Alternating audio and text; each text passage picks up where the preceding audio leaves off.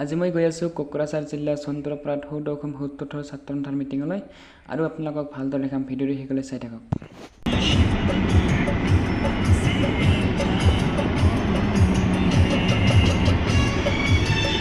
তো গাইজ এতিয়া আমি আহি পাই গ'লোঁ আৰু গেটখন কিমান ধুনীয়াকৈ সাজি লৈছে চাওকচোন আপোনালোকে।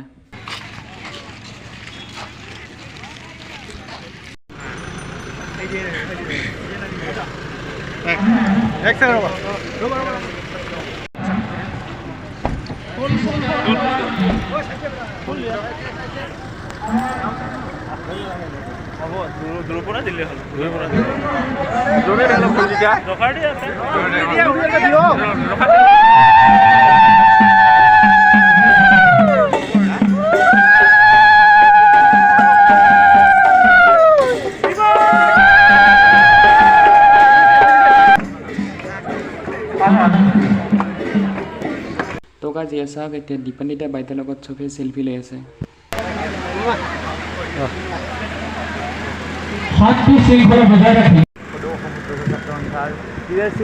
প্ৰতিষ্ঠা দিৱসত আপুনি শোভাযাত্ৰাত অংশগ্ৰহণ কৰিব, কেনেকুৱা পালে আহি? পোনপ্ৰথমে মই সদৌ অসম কোকৰাঝাৰ ছাত্ৰ সন্থাক বহুত ধন্যবাদ জ্ঞাপন কৰিছোঁ। ইমান ধুনীয়া এটা অনুষ্ঠানলৈ মোক আজি নিমন্ত্ৰণ জনোৱাৰ বাবে সঁচাই বহুত ভাল লাগিছে।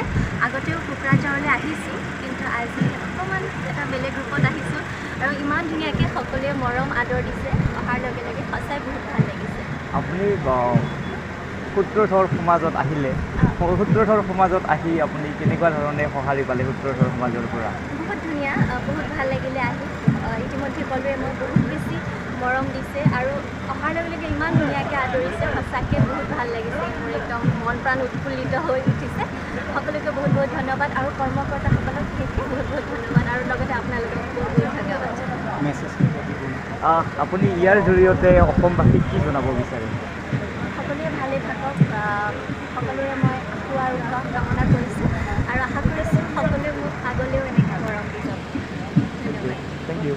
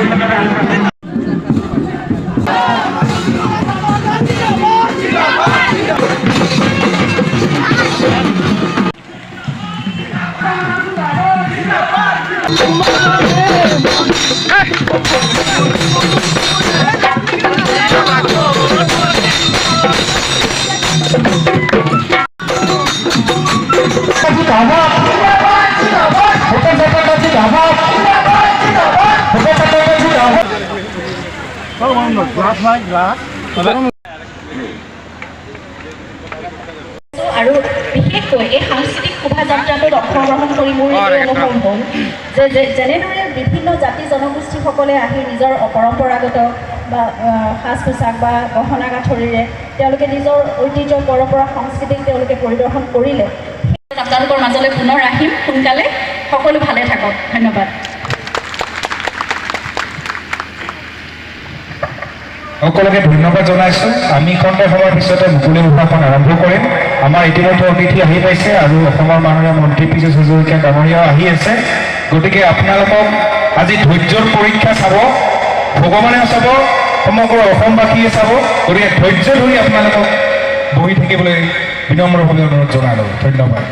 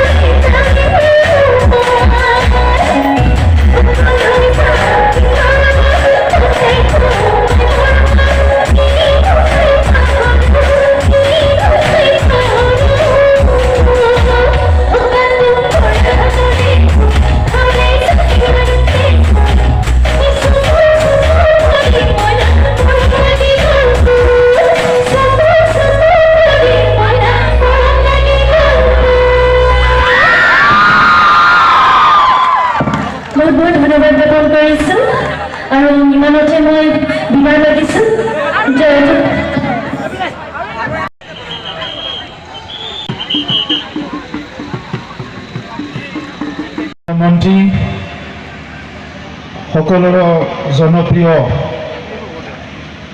আমাৰ পীযুষ হাজৰিকা ডাঙৰীয়া, ইয়াত উপস্থিত আমাৰ বিটিআৰৰ EM অৰূপ দে ডাঙৰীয়া, ইয়াত উপস্থিত আমাৰ তেওঁলোকক ৰেকমেণ্ড কৰাৰ ব্যৱস্থা নাই। এই ক্ষেত্ৰত আমাৰ সংগঠনসমূহে কিছু মত পাৰ্থক্য থকা বুলি আমাক কৈছে। গতিকে আপোনালোকৰ এই কথা আমি মানিছোঁ। অতি সোনকালে অনুসূচিত জাতি পৰিষদক সকলোখিনি এপ্লিকেশ্যন গতাই দিয়াৰ আমি ব্যৱস্থা কৰিম।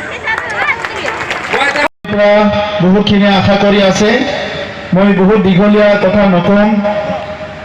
অসমৰ খিলঞ্জীয়া জনগোষ্ঠীবোৰৰ ভিতৰত অন্যতম জনগোষ্ঠী সূত্ৰধৰ জনগোষ্ঠী, আৰু অসমখনৰ বিভিন্ন জাতি জনগোষ্ঠীৰ মাজত নিজৰ চহকী সংস্কৃতি জীয়াই ৰাখি, নিজৰ আত্মা সন্মান জীয়াই ৰাখি বিভিন্ন ঘাট প্ৰতিঘাতৰ মাজতো থিয় হৈ থকা এটা ক্ষুদ্ৰ জনগোষ্ঠী হ'ল আমাৰ সূত্ৰধৰ জনগোষ্ঠী। আজিৰ পৰা বহুত বছৰ আগতে ৰাষ্ট্ৰসংঘই ঘোষণা কৰিছিলে, পৃথিৱীত যিমান জনসংখ্যাৰ মানুহ নাথাকক কিয়, 1000 হওক, 500 হওক, 100 হওক, সকলো জনগোষ্ঠীৰে নিজৰ ভাষা সংস্কৃতি অস্তিত্বলৈ জীয়াই থকাৰ অধিকাৰ আছে। আৰু সেই জনগোষ্ঠীবোৰৰ ভাষা সংস্কৃতি ৰীতি নীতি এইবিলাক জীয়াই ৰখাত সেই দেশৰ গভৰ্ণমেণ্টখনৰ ৰক্ষণাবেক্ষণ কৰাৰ দায়িত্ব আছে। কিন্তু দুৰ্ভাগ্যজনক কথা, ভাৰতবৰ্ষত বহুত জনগোষ্ঠীয়ে সংগ্ৰাম কৰি আছে, আৰু আপোনালোকে দেখিবলৈ পাইছে ইয়াৰ ভিতৰত। তো গাইজ, যদি ভিডিঅ'টো ভাল পাইছে তেনেহ'লে লাইক কৰক, শ্বেয়াৰ কৰক আৰু চেনেলটো ছাবস্ক্ৰাইব কৰক। ধন্যবাদ।